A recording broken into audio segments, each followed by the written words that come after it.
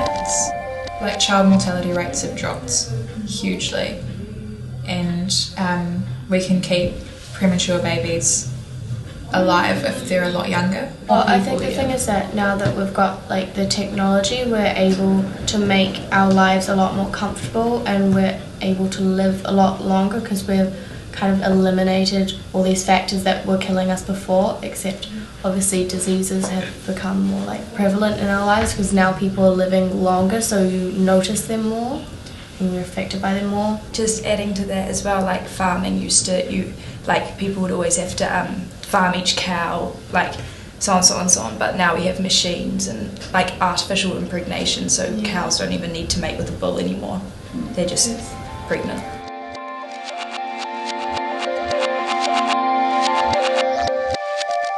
They say that like if we continue farming and like producing food the way we do, because it's like not very sustainable, we won't be able to feed everyone by 2050, and that's one of the massive challenges we're going to face. I think maybe curing cancer could happen sometime in the future, not necessarily in the next 5 or 10 years, but longer. They're doing a lot with genes and like sequencing DNA and splicing stuff into it, and just like eradicating diseases before you're even born, or like taking out of your body altogether, just like they're starting to like develop the technology to be able to like decide what traits you want your baby to have, like what alleles you want them to get from like your like DNA. From the DNA that you have in your partner. You can kind of pick and choose what you want.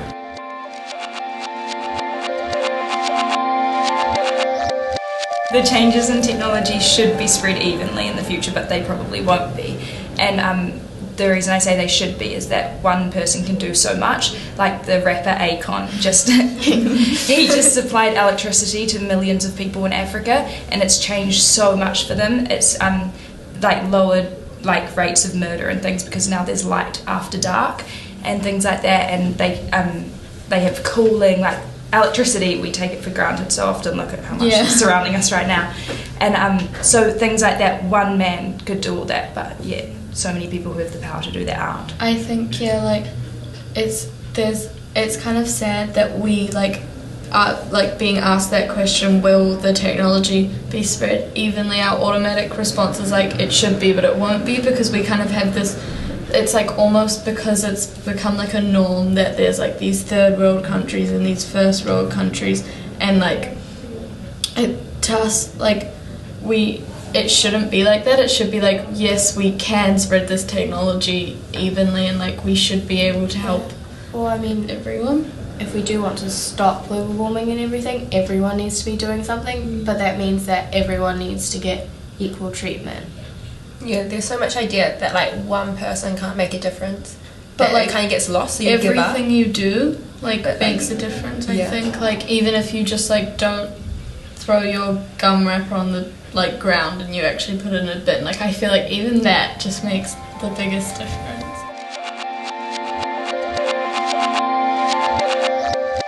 A lot more things are becoming big now. People are realising that what we've been doing for like decades now are actually having a detrimental effect on our environment and stuff.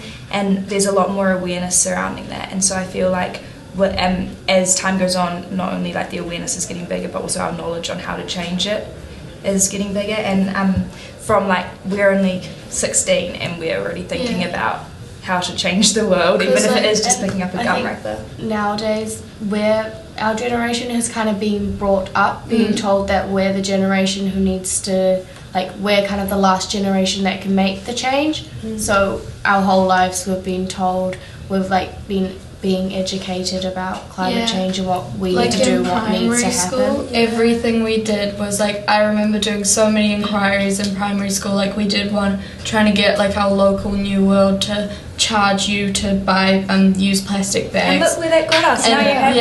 And like we've been things like that matter. Ever since primary school, we have had this whole awareness. Like we'd go down to the beach and have clean-up days and like kind of involve citizen days. We've been taught to care about the world we're in right now. We've been taught that it all matters and like we have to make a difference. Like you can't just not do anything because I think we've all been kind of taught like reduce, reuse, recycle. Yeah. That's kind of been like drilled into our brains. Like you hear that everywhere. Like growing up in our generation, that's like one thing I remember clearly from school was like primary was just reduce, reuse, recycle. Yeah.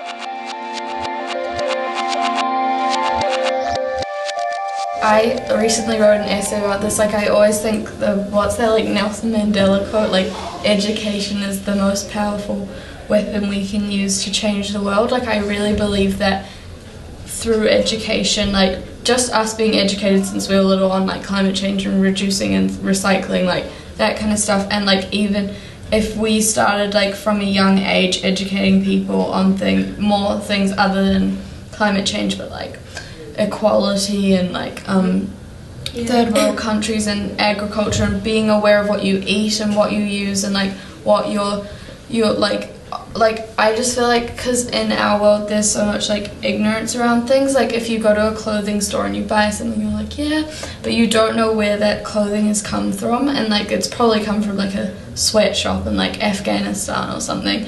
And like I just think that if we were taught these things from a young age, like people being aware would make such a big difference.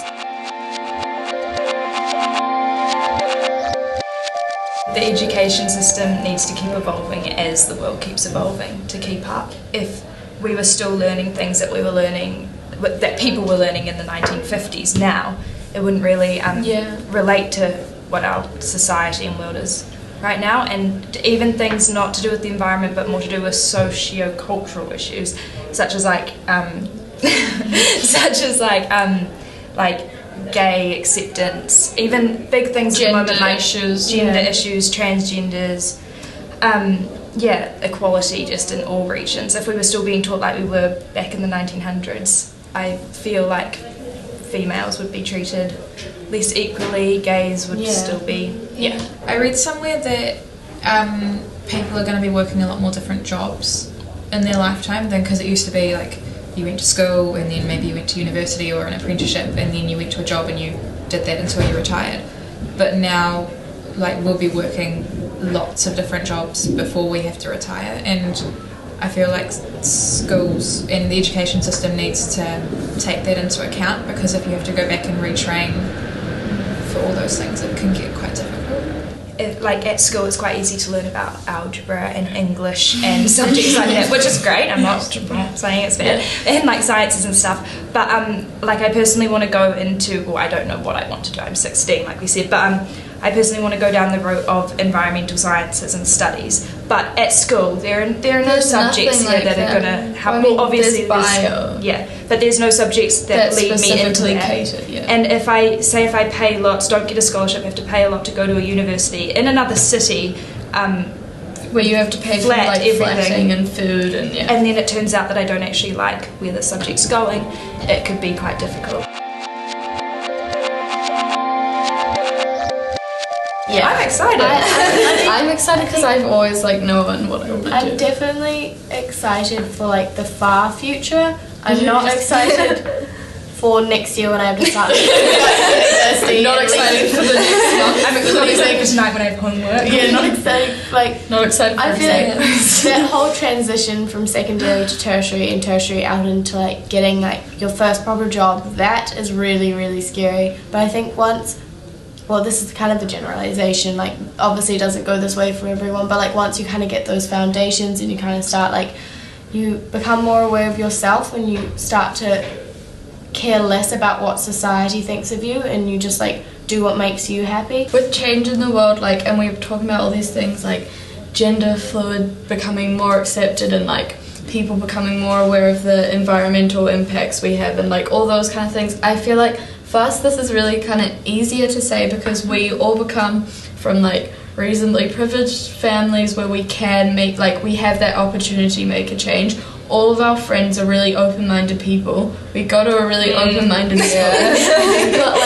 But there's so many places in the world that A, people, even if they wanted to, they don't have the opportunities, and B, people just, there's like still people who are very, very conservative and they wouldn't like think about the same things that we do. So like from our perspective it might seem like we're coming to this like huge point where the world's gonna change, but I feel like there's still a long way to go. Like a lot of people in society who like, yeah, they have many different points of views to us because they've been like raised in a different way and they have different experiences to us. I guess in the most optimistic pathway, I'm glad that we cured cancer, and I'm glad that we made huge advancements in terms of equality, like gender, racial, and that we're a healthier, happier society than we are at the moment because we've had like a tough couple of years. Yeah. But if we're looking at it pessimistically and nothing's changed, well then... What sort of regrets might we have? I guess that we just didn't take this chance. Because if we don't do anything, who will? I guess when I think about like bad things that will happen, I always think about stuff that can't be replaced. Like, I don't know, we've been taught like all the ice caps are melting, all these things going extinct, and I think that might happen because we're not doing enough, and the amount of people who are just not doing enough is overwhelming. And with like the temperatures rising and everything, or the rainforest being cut down, like I can't see that being reversed at all. So I just imagine like a full like technological like all these cities everywhere and just all the natural beauty being destroyed.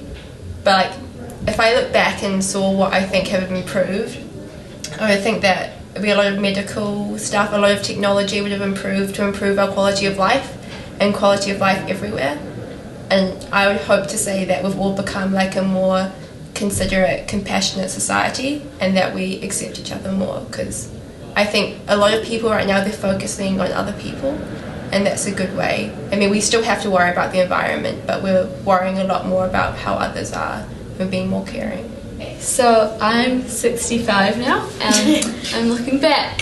So I think that making huge advancements towards like environmental changes, like with clean water and everything, it really scares me that we only have like 1% of drinkable water or something. And I think that like big advancements towards that, I would love to see that. I think that I'd love to see a lot more equal society with racial and like gender, and just everyone being treated a lot more equal, and because like we are all humans, and I think that everyone really deserves to be treated like a human and treated just like everyone else, and everyone deserves the same chance at life.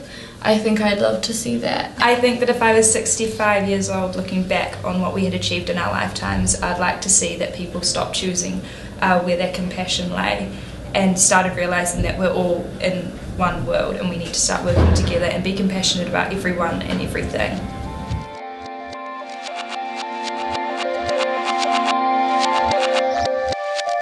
I guess for me personally, the biggest success that we could have as a global society would be that everyone was born with the same opportunities in life. Yeah. And no matter where you grew up, you could go out and change the world. Whatever you do, you should always be thinking, how is this going to affect me in the future? Is it thoughtful? Is it kind? Is it necessary? Yes. I like